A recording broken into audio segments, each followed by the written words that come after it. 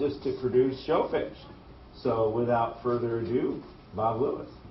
Tom, this is electronic, digital, PowerPoint, not analog. Can you read lips?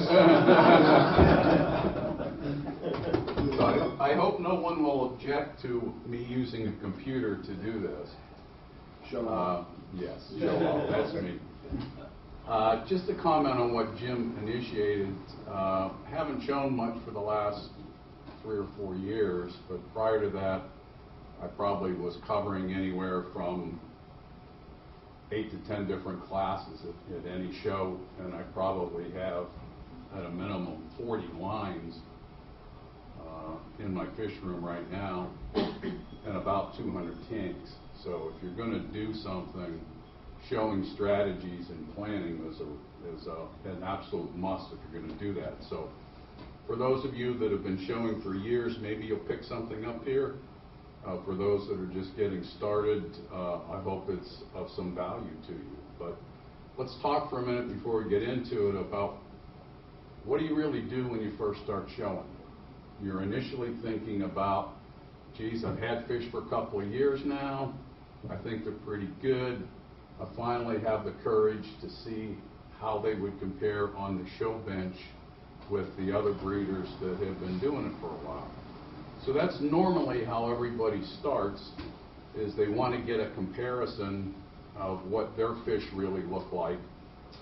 And so when you're going to start, I think you really have to determine and set a goal for yourself for the year, whether it's to win a class, whether it's just to start showing your fish for that comparison purposes, whether it's to win a best of show, or whether you're trying to win grand male or grand female overall. And when you really get into this and analyze it and go through what I'm going to tell you, you're going to find out that planning really becomes the key to what your showing strategy ends up being. And there's some breeders that don't have any showing strategy. They're just raising fish, and if they have fish that are ready when the show is there, maybe they send them and maybe they don't. But most of us get competitive and we want to win a class, or we want to win something when, as a reward for our efforts for breeding these fish and all the time and effort that it takes to do that. So if you really want to have a show strategy to do that, you have to make a written schedule for breeders and for drops. And then once you start doing that, and I'll get into actually how you can prepare a schedule, you have to then go back and analyze, do I have the tank space to do what I've just planned to do? So again, let's say you've got 6 shows coming up for the year, and you have 2 lines of fish, and you'd like to win the blue class and you'd like to win the green class. So you start figuring out how many fish you're going to need and when they have to be ready for those shows. And then you got to look at your tanks and say, okay, I need 18 tanks grow out for my fish for the next show season. Do I have 18 tanks that I can commit? Do I have 9 for the greens and 9 for the blues? So these are the things that you got to start looking at. On the point basis, if you're running for grand male or grand female, your strategy really only needs to be to show first and second place fish. Because, as most of you probably are very well aware, the only first and second places count towards grand male and grand female overall. However, if you're looking at a class championship, first through fourth places only count towards the class. So there's 840 total points available per class per show.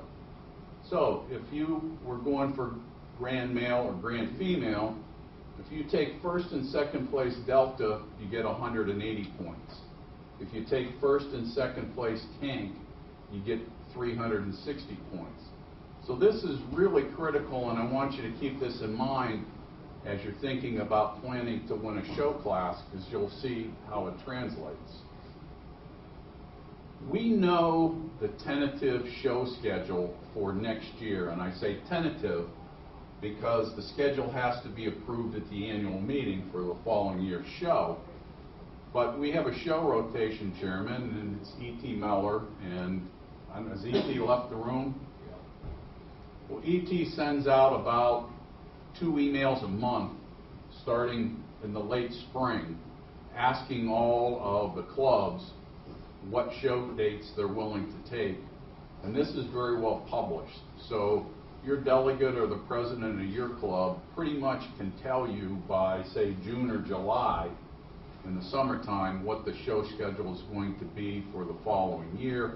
Of course, that's always subject to change at the annual meeting, but pretty much once it's established, it stays there. So you're going to know 18 months in advance when you're going to need the fish.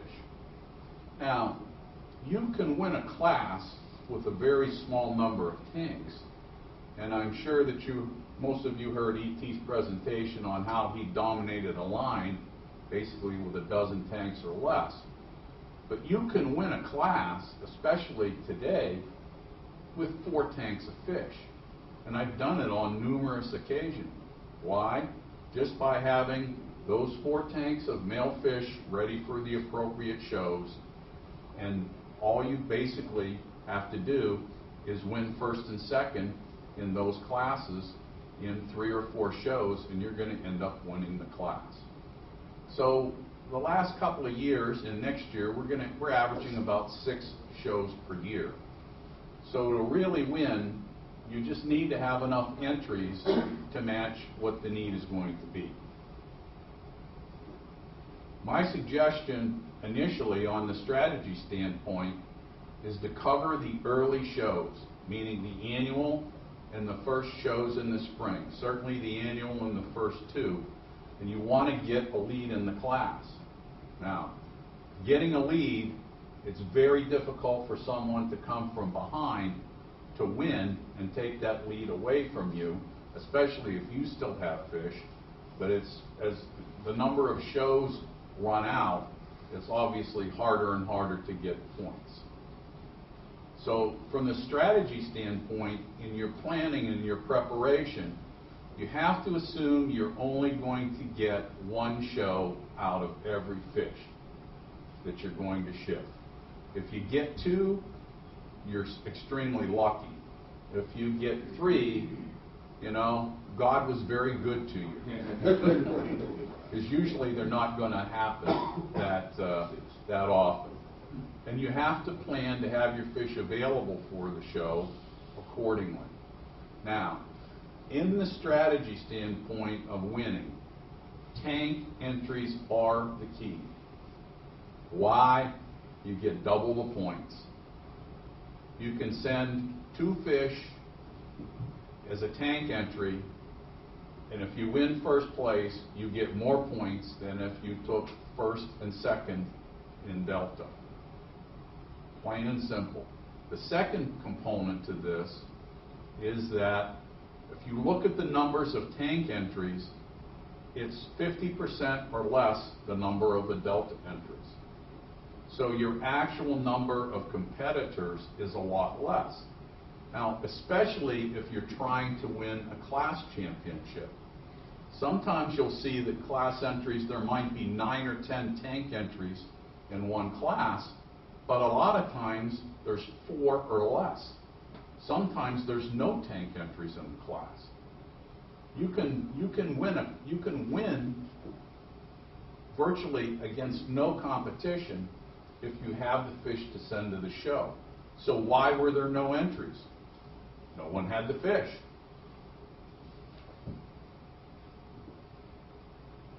Probably one of the best strategies that you can employ is attend the show yourself, bring your own water, and put your fish in your own water. The likelihood of them breaking down dramatically reduces, and the chances are you're going to be able to use those fish again at a subsequent show if you can attend, show them in your own water. They don't have the stress of being shipped via postage, though you may have had to carry them on an airplane. It's completely different. and putting them in their own water, if you can drive to that show, makes a big, big advantage. A lot of people are interested in winning Best of Show awards. They've been showing for a while. Maybe they've won a couple of classes. They want to win Best of Show.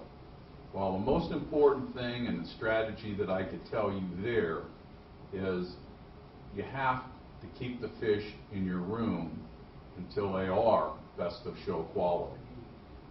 Don't send them too early. Yes, you run the risk of them breaking down and falling apart a little bit, but if you're looking to win a Best of Show award, hold them as long as you can till they get as big as they possibly can, and then send them. If you're looking at winning a class championship and you're thinking about, geez, I've never won a class, I want to win a class, look at what you've got in your room.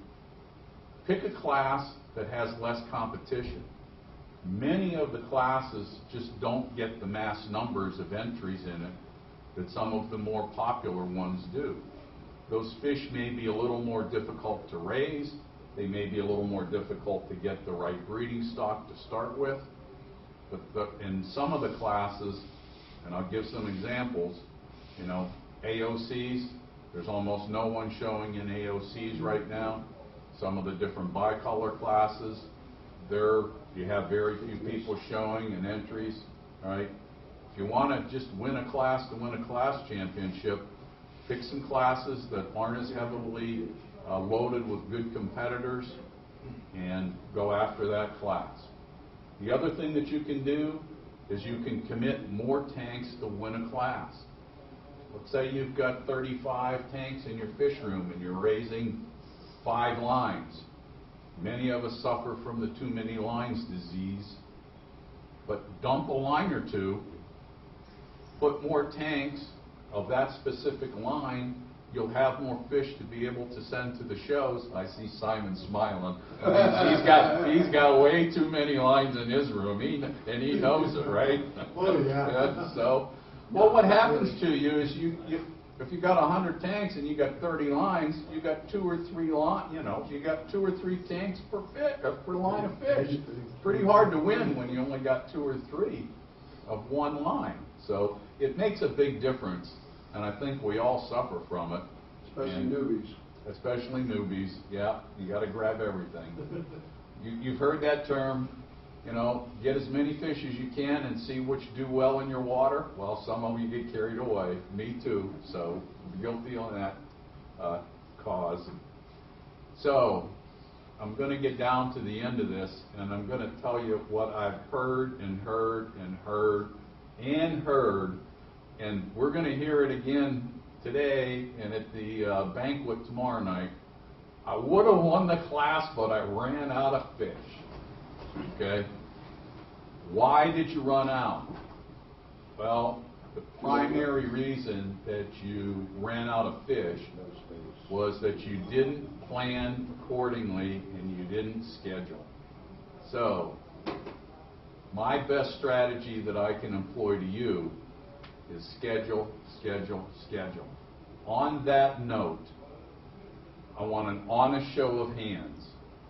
How many of you prepare a written schedule? Raise your hands. You got one guy. I spoke at the Chicago Club, I don't know, a few years ago, and I offered to everybody there one of 2 schedules. I think one person asked for one. I think right there. He ended up winning Grand Mail the next year. Maybe it helped, maybe it didn't. Okay? But is it important that you put this down and write it down? And oh, by the way, anybody that's here, this is in an Excel format, Excel spreadsheet.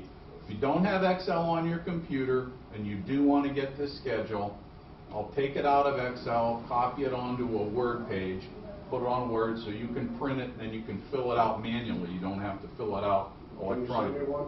Well, you're going to have to give me your email. So after this, I could use it. okay, anybody that wants it, see me. I'll have you send me your email address to my email and then I'll send it back to you. But The point of this is quite simple.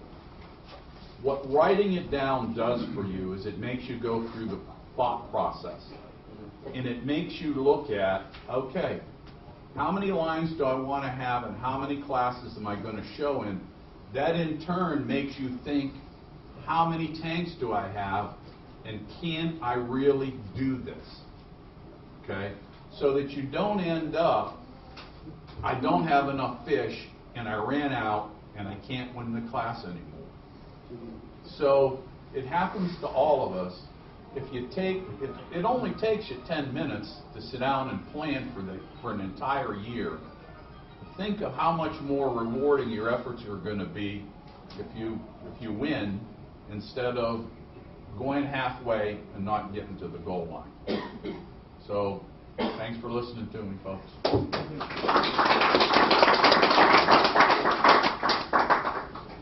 That was great. I mean, hopefully you don't end up in